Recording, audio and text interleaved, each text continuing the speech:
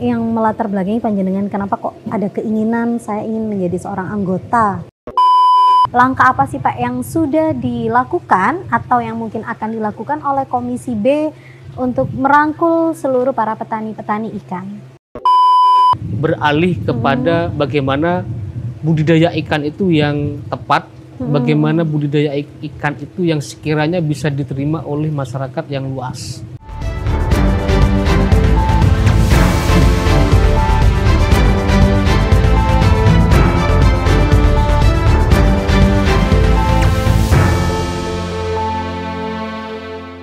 Halo pemirsa AB TV dimanapun Anda berada, senang sekali rasanya saya, Siva Mutia, dapat membersamai Anda sekalian dalam beberapa menit ke depan, tentunya dalam program kesayangan kita, AB TV in Podcast.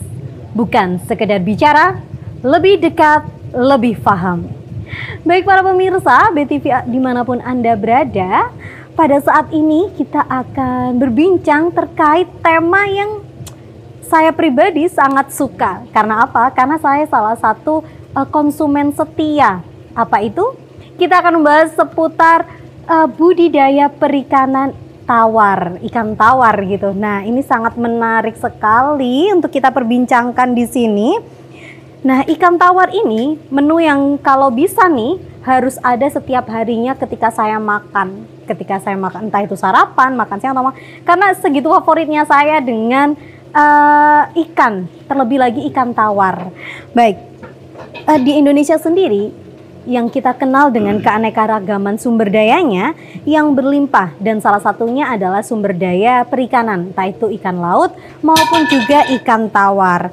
Nah, melihat potensi ini, tentunya pengelolaan sektor perikanan itu harus dikelola dengan baik. Karena apa? Bukan hanya berkontribusi terhadap ketahanan pangan, berkontribusi dengan perekonomian suatu daerah. Nah, untuk itu pada saat ini kita akan berbincang terkait peran Komisi B DPRD Jawa Timur dalam mengawal budidaya perikanan air tawar sebagai peluang ekonomi bagi Jawa Timur. Nah, untuk itu hadir di sini bersama saya anggota dari Komisi B DPRD Provinsi Jawa Timur, beliau dari fraksi Nasdem. Beliau adalah Bapak Haji Denny Prasetya SE. Assalamualaikum Pak Haji. Waalaikumsalam warahmatullahi wabarakatuh. Iya, luar biasa. Ini saya di sini selain semangat karena tema, saya juga semangat dengan nuansanya ini Pak. Suasananya sejuk, anginnya semilir-semilir. Mungkin kalau saya diam sebentar, saya sudah tertidur sepertinya ini Pak. Ya, apalagi kalau ada kasurnya, waduh ini tambah bisa tidur berlama-lama di sini. Bangun tidur langsung ada ikan bakar. Waduh, ini enak sekali kayaknya. Baik Pak Haji Denny, biasanya dipanggil dengan Pak Haji ya Pak ya. Orang-orang sekitar sini memanggilnya. Apa aja sudah. Merendah Pak Haji Denny. Baik Pak Haji, kita penasaran nih Pak. Ketika saya coba mengenali sosok panjenengan, ada yang menarik dari yang saya cari, yang saya dapatkan. Informasi bahwa panjenengan berangkat dari kader Ansor. Betul. Iya benar Bapak. Ya, betul sekali. Apa motivasi panjenengan untuk menjadi seorang anggota DPRD? Apakah dorongan dari keansoran panjenengan yang melihat masyarakat sekitar atau bagaimana? Ya, dari keluarga itu petani. Oke, petani. Terus keluarga juga seperti kakek, dari buyut, kakek, terus orang tua itu kan NU. Bahkan ada di kepengurusan Nahdlatul Ulama di PC Kencong. Masya Allah. Nah dari situ karena secara historis ataupun keluarga itu juga dari NU, keluarga besar NU, ya karena pada waktu itu kan masih usianya kan masih masih dini, ini ranahnya kayaknya udah di Ibnu gitu kan, habis Ibnu kemana lagi kalau bukan ke Ansor kan gitu. Alhamdulillah hari ini masih diberi amanah untuk di gerakan pemuda Ansor tingkat wilayah. Alhamdulillah di Jawa Timur ini. Begitu. Nah, untuk panjenengan sendiri kan ini ternyata panjenengan sudah 2 periode nggih, ya Pak Haji nggih. Nah, itu apa sih Pak yang melatar belakangi panjenengan kenapa kok ada keinginan saya ingin menjadi seorang anggota gitu?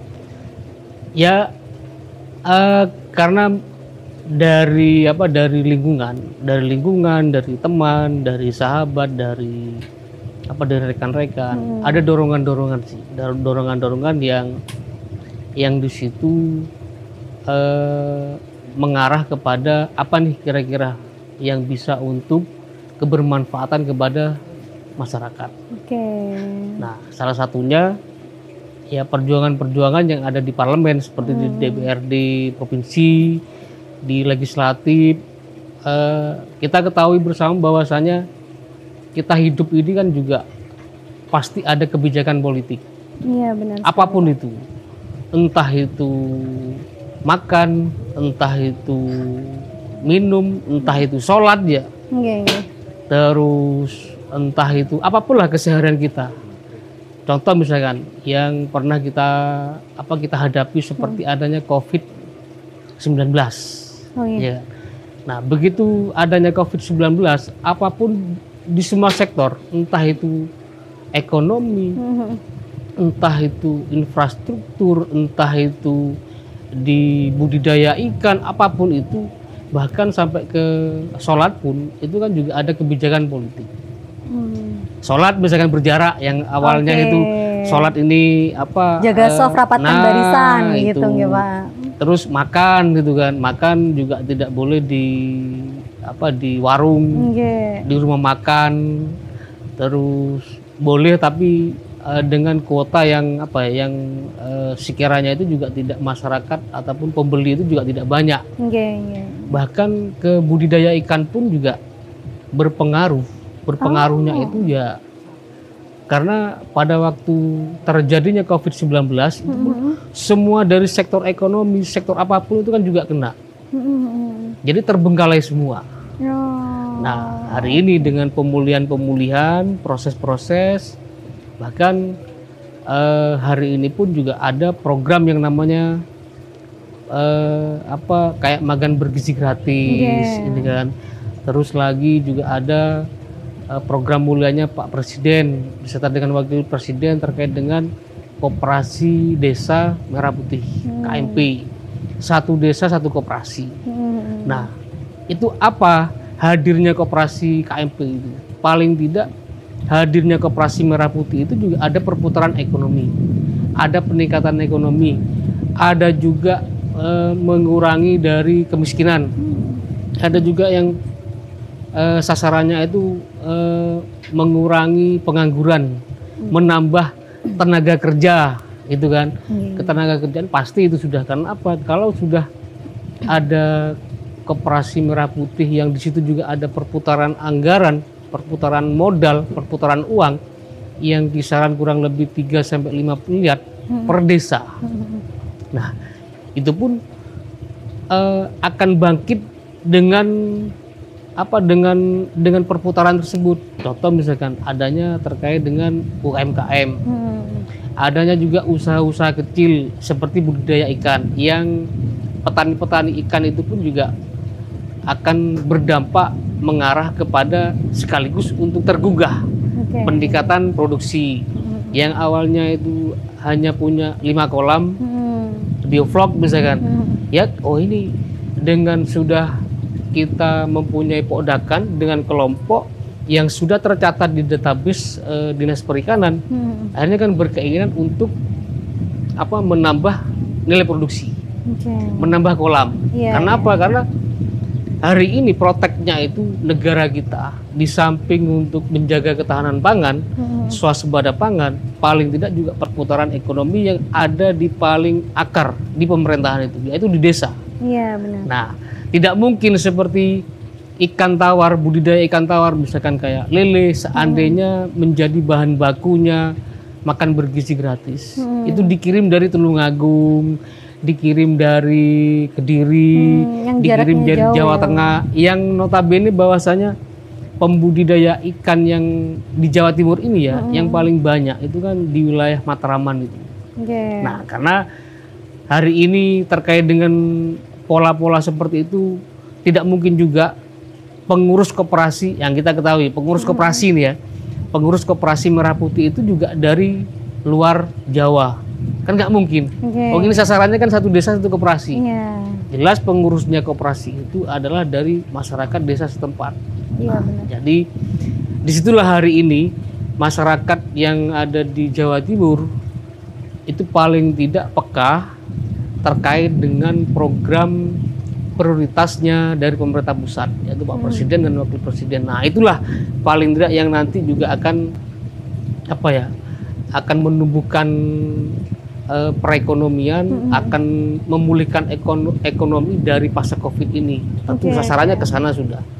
Nah, dari situ bukan hanya di perikanan, tapi ke semuanya, di pertanian, di perkebunan, perikanan, bahkan di semua sektor sudah. UMKM pun juga pasti nanti akan kena imbasnya positif sekali terkait dengan program mulianya dari pemerintah pusat ini. Iya. Luar biasa sekali ya Pak ya, baik dari segi program dan lain sebagainya. Nah Betul. ini terkait dengan suasana nih Pak. Ini sangat menarik sekali karena kita sudah berada di tempatnya langsung. Nah di belakang kita ini bisa kita lihat semua ya, bisa kita lihat bersama bahwa ada kolam-kolam, tapi ini bukan kolam pemandian loh ya, ini kolam ikan. Nah ini budidaya perikanan ikan tawar ini sudah Bapak kelola mulai kapan Pak? Ya sebelum ya jauh dari pada waktu saya menjadi anggota DPRD. Jadi kemungkinan ini udah 15-17 tahunan itu sudah. Oh, berarti sebelum Bapak menjadi anggota DPRD memang Bapak sudah fokus di perikanan, di budidaya perikanan? Betul. Oh, Nah, luar itu biasa. awalnya kan hanya 4 kolam dulu. 4 kolam. 4 kolam yang berada di samping timur rumah. Oke. Terus ada hasil, terus nambah ada lahan. Ini kan ada lahan kita kembangkan, ada lahan lagi, kolamnya juga kita tambah. Yang awalnya itu memang konvensional. Kolamnya itu di bawah, kolam kayak ini, di bawah seperti ini. Yang dulu tidak pakai terpal. Oh ya, yang terpal yang seperti itu. Bukan, Oh, ini bukan, kan ada di bawah tapi tidak pakai terpal. Sebagai dasarnya. Betul. Iya, Awalnya iya. seperti itu. Akhirnya permintaan dari konsumen, konsumsi itu agar bagaimana seperti ikan tawar, lele ataupun gurami, entah itu nila, itu tidak bau tanah. Oh. Nah, iya. jadi kita akhirnya kan sebagai petani ikan berpikir bagaimana membudidaya ikan itu juga bisa menjaga kuantitas, kualitas, sekaligus dikonsumsi oleh masyarakat itu juga sehat. Iya. Nah, itu menjadi poin utama bagaimana kita berbudidaya untuk bisa dikonsumsi oleh, ini kan manusia kan sasarannya. Iya, benar. Ya, agar gizinya itu pun juga tidak berkurang gitu kan. Akhirnya pakannya pakai pabrikan.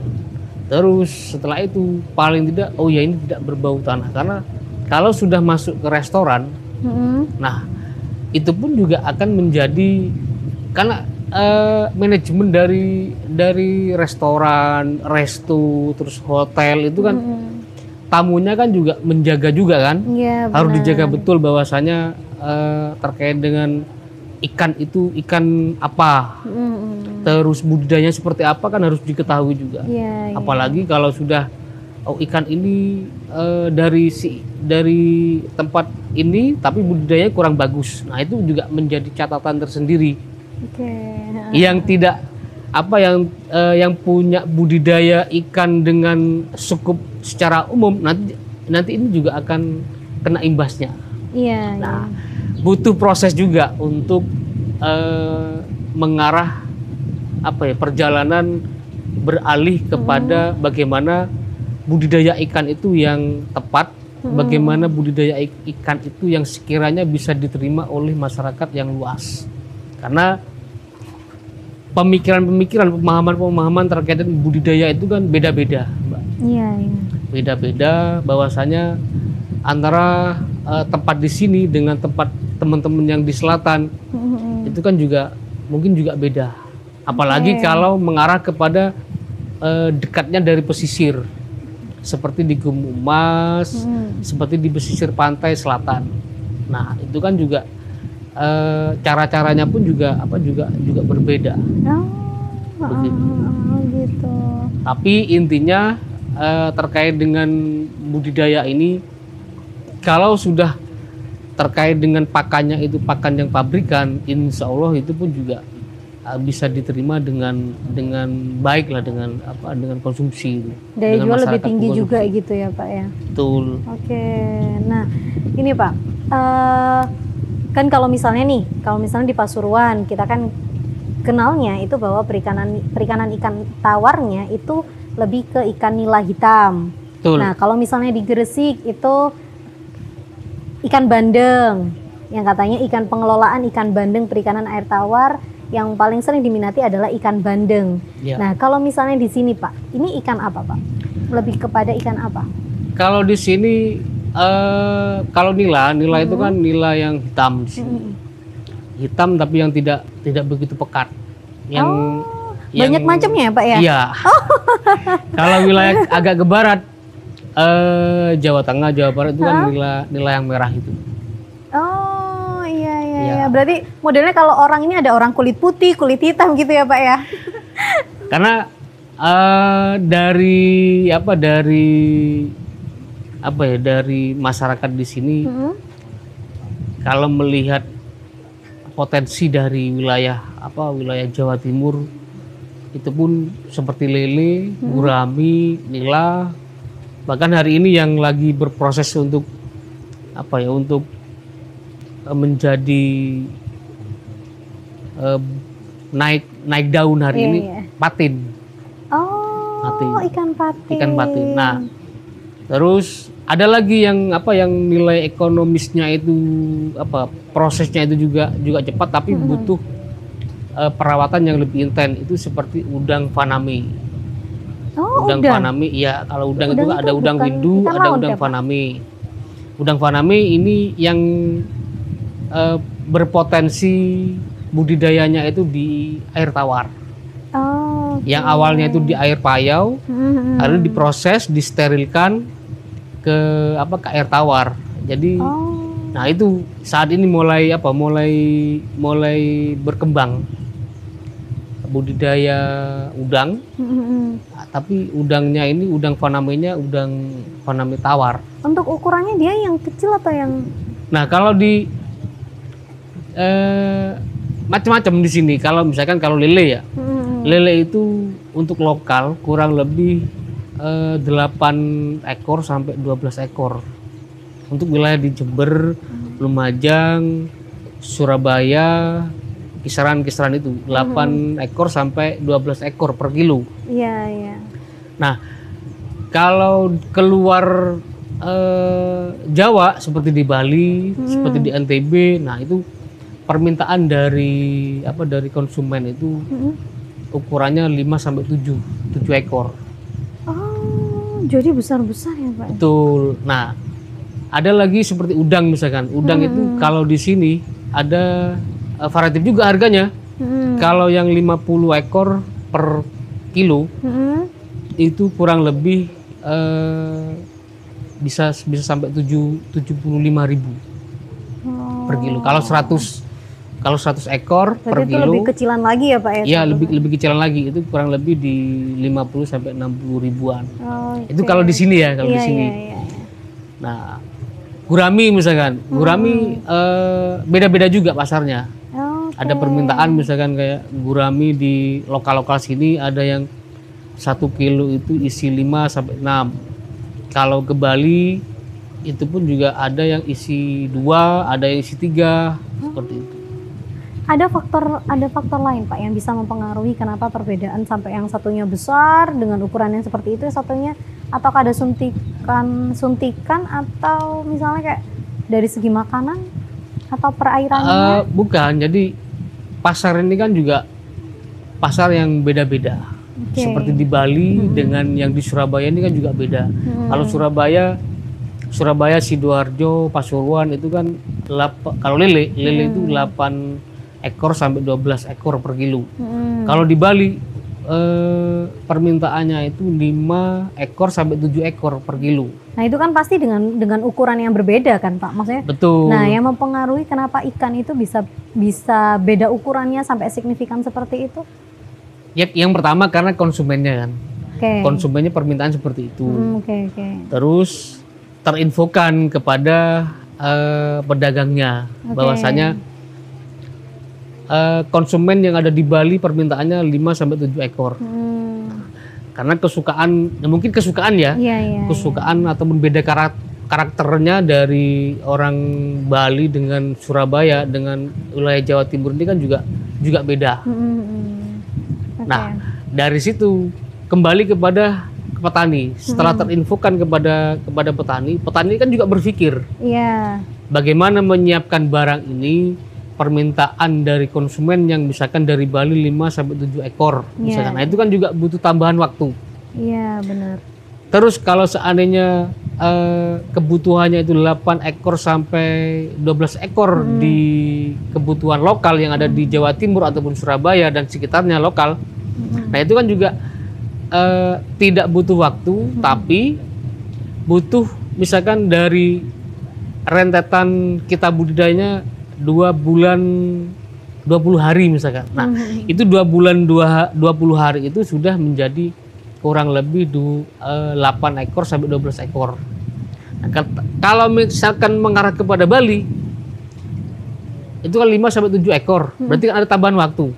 Biasanya dari petani-petani ikan itu budidaya yang ada di sekitaran sini, setelah budidaya permintaan lokal itu kan mana yang ada yang besar itu kan disisakan.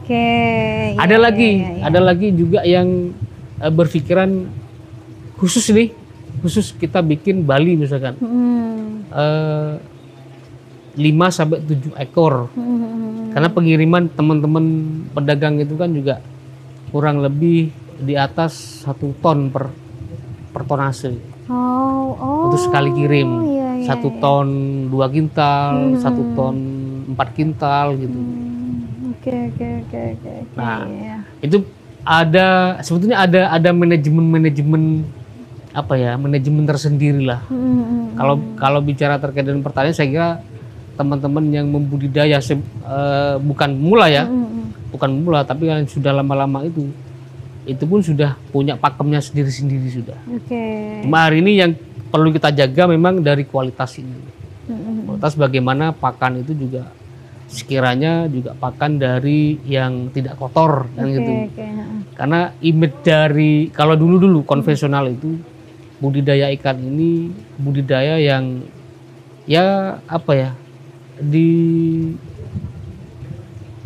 di jamban gitu kan. Itu dulu. Tapi kalau sekarang saya pastikan sudah tidak ada seperti itu. Murni kebanyakan dari beralihnya itu pakannya pakan pabrikan teman-teman sekarang. Karena gencarnya juga dari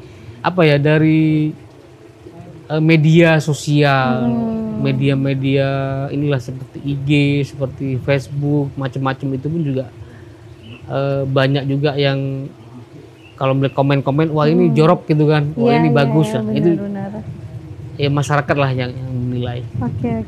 Nah, Pak, dari kan Bapak ini sudah mulai terjun ke perikanan seperti ini, budidaya perikanan ini sudah dari tahun kisaran 2017-an ya, Pak? 2011. Iya, 2011-an. Nah, dari itu sampai saat ini pasti kan ada namanya saja petani ya, Pak ya. Pasti ada masa gagal panen nih, Pak. Ya, betul. Nah, masa gagal panennya ini kebanyakan mayoritas para petani ikan itu seperti apa, Pak? Iya, jadi petani ikan ini yang menjadi kegundahan. Kegundahan itu yang pertama kalau karena saya sondikan juga kan dengan Iya. pemerintahan kan ya, Oke. dengan pemerintahan. Nah itu hadirnya dari pemerintah. Oh, yes. Nah Oke. itu yang pertama. Kalau terkait dengan ilmu, saya kira teman-teman petani juga mayoritas Sudah ada ilmunya. sudah mumpuni lah. Nah, terus kalau di pemula itu manajemen dari perikanan itu perlu juga diketahui. Banyak juga manajemen terkait dengan ukuran ikan, Oke. terus manajemen air, Oh ya. manajemen pakan. Nah, ini kan harus dipahami betul. Sangat riskan sekali kalau seandainya air itu keruh, tidak berproses, tidak diganti. Itu pun akan memunculkan suloyonya ataupun sakitnya ikan pada waktu dia ada di kolam. Iya, Nah, iya. konvensional dulu lebar, tapi dengan kapasitas misalkan kalau dulu itu hamparan 30.000 ekor luas kan. Kalau di bioflok ukuran diameter 3, diameter 4, nah itu kan hanya kurang lebih 3.000, nah, bisa 5.000, bisa 6.000, bisa 7.000 kalau tebar padat. Oke. Tapi dengan kondisi kolam yang diameter 3 ataupun diameter 4 dengan kolam yang dengan hamparan luas, Iya, iya. itu kan lebih mudah untuk menjaga, baik itu manajemen air, baik itu menjaga kondisi ikannya, terus pakan pun juga bisa terjaga karena luasannya kan tidak terlalu luas kalau diameter 3 ataupun diameter 4. Oh iya. Karena kalau sakit ikannya itu dengan diameter 3 ataupun diameter 4 dengan yang hamparan luas yang 7 kali 15 meter itu lebih mudah mengatasinya itu yang diameter 3 dan diameter 4. Oh, karena lebih gampang terlihat gitu. Betul. Ya, Pak ya. Kontrolnya itu pun juga lebih mudah. Oke. Hari ini manajemen air pun juga terjaga, manajemen pakan juga terjaga, manajemen ikannya pun juga terjaga. Oke. Nah, dari situ banyak kegagalan-kegagalan yang kurang begitu memahami terkait dengan 3 manajemen itu. Oke. Contoh misalkan ada di hamparan luas yang kurang lebih 7 sampai 15 meter kolamnya besar. Terus ditebar ikan yang ukuran 5. 5 itu kan kecil daripada kayak 8, 10 gitu kan. Iya, iya. Kecil banget. Oke. Nah, dari situ kalau ditebar dengan ukuran 5 yang dengan hamparan luas, itu pun juga secara nanti kita kasih pakan di awal, itu kan juga tidak menjadi satu ikannya. Oke. Karena hamparannya kan luas. Terlalu luas. Ya. Nah, kalau di kolam yang ukuran kecil-kecil kayak ukuran 3 kali 5 itu kan pakannya pun juga bisa merata gitu. Iya, karena medianya Betul. dan ukuran ikannya semuanya itu Betul. tertata dengan baik. Iya, secara logikanya seperti itu. Iya, nggih. Tapi kalau lebih intern lagi dengan sistemnya bibit misalkan, ukuran bibit udah jangan ditebar dulu. Oke. Bibitnya misalkan kita tebar 100.000. 100.000 kita tunggu. Misalkan kita tebar ukuran 5. Kita tunggu sampai di atas 10 ukurannya. Oke. Nah, setelah ukuran di atas 10, ada yang ukuran 10, 11, 12, 13, 14, baru itu dipindah di kolam produksi. Oke. Nah, itu lebih mudah. Iya. Lebih mudah untuk lebih mudah untuk mengkontrolnya. Ikan pun bibitnya itu pun juga dengan kondisi yang kalau manusia itu sudah mengarah kayak remaja gitu kan, daripada bayi gitu. Iya, ABG ya Pak ya. Iya. Oke.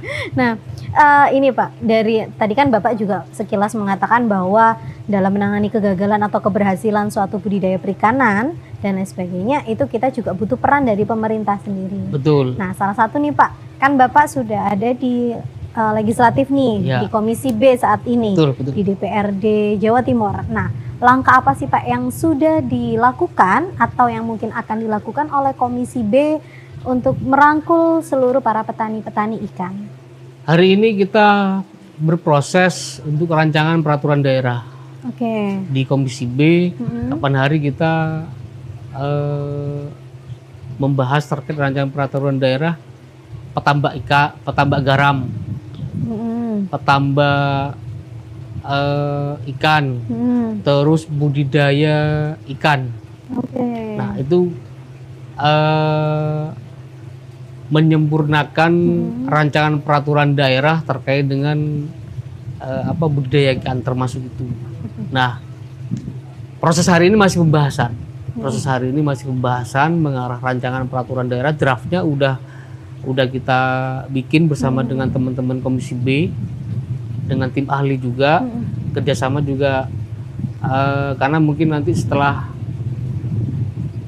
di bulan depan ini kayaknya, bulan Agustus ini udah proses berjalan mengarah kepada pengerucutan item-item seperti misalkan kayak seandainya pembudidaya ikan itu kena bencana. Nah, itu kan perlu juga perhatian dari pemerintah. Salah satunya seperti kayak asuransi. Nah, tapi kembali kepada bentuk dari perhatian itu yang memang benar-benar pembudidaya ikan itu tercatat di database-nya Dinas Perikanan. Oh, Nah, jadi saran juga nih ya bagi pembudidaya ikan. Budidaya ikan itu paling tidak bentuklah kelegalannya. Oh iya. Nah, bentuklah kelegalannya seperti daftarkan sebagai podakan. Daftarkannya itu misalkan seperti kelompok budidaya ikannya itu ke Dinas Perikanan setempat. Oh iya. Misalkan di Jember ya di Jember, Dinas Perikanan Jember. Lumajang, Dinas Perikanan yang di Lumajang. Di Banyuwangi, Dinas Perikanan yang ada di Banyuwangi. Kenapa seperti itu? Paling tidak kalau sudah tercatat di Dinas Perikanan, itu pun juga ada tindak lanjut nantinya, adanya penyuluhan, adanya pendampingan, sekaligus rancangan peraturan daerah terkait dengan budidaya ikan, terkait dengan tangkap ikan, terkait dengan petambak garam, petani garam. Nah, itu seandainya nanti perda tersebut juga sudah jadi ataupun sudah didok, sudah diparipurnakan, paling tidak aplikasi dari raperda yang sudah diperdakan itu juga bisa diterima oleh petani-petani ikan. Nah, itu dengan harapan dari pemerintah provinsi, dari Komisi B seperti itu. Kalau itu tidak tercatat di database-nya Dinas Perikanan, ya jelas sudah Dinas Perikanan kan juga tidak tahu. Iya benar. Bahwasanya di Kecamatan Umbul Sari misalkan tercatat 2 podakan. Padahal di Umbul Sari ini kan banyak. Iya. Di Lumajang pun juga banyak. Bahkan di Jawa Timur di 38 kabupaten kota ini, yang saya yakin di 38 kabupaten kota yang tidak tercatat di database-nya Dinas Perikanan di masing-masing kabupaten kota itu, saya yakin banyak ini. Iya banyak, karena banyak sekali masyarakat yang menganggap itu kalau mau mendaftarkan ke pemerintahan itu pasti dengan administrasi yang susah Pak, ribet Pak. Saya kira enggak juga. Enggak ya Pak enggak ya. Juga. Oke. Enggak juga. Yang ya, ribetnya itu kalau yang pertama kalau menurut saya kekurangan informasi, ya kan? Terus komunikasi dengan kalau pembudidaya ikan ini kan pasti berkomunikasi, berinteraksi bersama-sama juga dengan podakan juga kan. Tidak mungkin yang budidaya ikan itu juga akan berkomunikasi dengan penambang gitu kan, nggak mungkin juga. Pasti dengan komunikasi terkait dengan perikanan. Nah, salah satu saran juga bagi podakan, lihat dulu potensi yang ada di desa. Misalkan tanya di pemerintah desa, di desa terkait sudah ada berapa podakan misalkan. Kalau sudah ketemu misalkan ada dua itu milik siapa, belinya si A si B. Wah, saya ini punya podakan, tapi belum tercatat juga. Nah, paling tidak ada juga surat keterangan dari pemerintah desa, ya kan? Surat keterangan pemerintah desa bahwasanya si A ini juga benar-benar kelompok budidaya ikan. Nah, setelah itu sudah mendapatkan surat keterangan, tertuju kepada dinas perikanan atau di seputaran atau di desa tersebut ada penyuluh ataupun pendamping ikan. Nah, itu bisa juga dikomunikasikan. Baik. Nah, nanti dibawalah oleh pendamping ataupun penyuluh ikan itu ke dinas perikanan untuk didaftarkan di database-nya dinas perikanan. Nanti kembali dinas perikanan turun ke bawah bahwasanya melihat potensinya, oh ya di sini benar-benar ada kelompok budidaya ikan. Nah, itu nanti tidak lanjut kan pasti ada pendampingan, ada penyuluhan juga. Terus seandainya ini sakit ikannya, oh, ini sakit kepala ikannya misalnya, ini obatnya harus apa gitu. Apa puyer 38 kah? Refreshing biasanya, Pak. Tuh. Iya, baik. Para pemirsa ABTV dimanapun Anda berada, itu tadi sudah kita simak bersama bagaimana budidaya perikanan ikan tawar ini dan juga langkah apa sih yang sudah dilakukan oleh Komisi B yang saat ini sedang serius membahas tentang raperda terkait yang salah satunya budidaya untuk perikanan atau petani-petani ikan. Nah, bagi para pemirsa sekalian, sebuah kebijakan atau sebuah program tidak akan terlaksana dengan baik jika tidak ada kerjasama antara pemerintahan dan juga masyarakat. Untuk itu para masyarakat, khususnya para petani ikan, mari bersama-sama mencoba untuk melegalkan sesuai yang tadi arahan dari Pak Haji kita, Pak Denny, yang disampaikan bahwa dengan kita semua para petani ikan melegalkan budidaya ikannya, perikanannya, maka secara tidak langsung dari Dinas Perikanan pun juga dari pemerintahan akan banyak memberikan baik itu sosialisasi, pendampingan dan lain sebagainya, sehingga dapat program pemerintah dapat berjalan dan mensejahterakan masyarakat tentunya. Baik para pemirsa ABTV dimanapun Anda berada, sebelum kita akhiri pada sesi pada saat ini, terlebih dahulu mari kita dengarkan bersama poin penting closing statement dari Pak Haji Denny kepada para masyarakat sekalian. Monggo Bapak. Monggo sahabat-sahabat, monggo rekan-rekan berbudidaya dengan sesuai dari pemahaman dari teman-teman, dari sahabat-sahabat yang sekiranya itu juga bisa membuat konsumen itu lebih merasakan hasil budidayanya kita, khususnya di Jawa Timur di 38 kabupaten kota. Budidaya yang sehat sekaligus juga masyarakat akan menjadi sehat pula. Sekian. Baik Pak Haji Denny, terima kasih atas waktunya. Sangat senang sekali saya berbincang di sini bersama Pak Haji Denny. Semoga lain waktu ada kesempatan lagi untuk kita mengobrol lainnya. Ya. Apalagi ini, suasananya sudah sangat syahdu sekali nih. Sudah mendung, suasana juga angin berhembus dengan semilir-semilir. Masya Allah. Terima kasih Pak. Dan juga terima kasih para pemirsa ABTV yang sudah setia membersamai kita dari awal hingga akhir. Jangan lupa tetap ikuti program-program dari ABTV, salah satunya adalah ABTV in Podcast, bukan sekedar bicara, lebih dekat, lebih paham. Baik, terima kasih. Wassalamualaikum warahmatullahi wabarakatuh.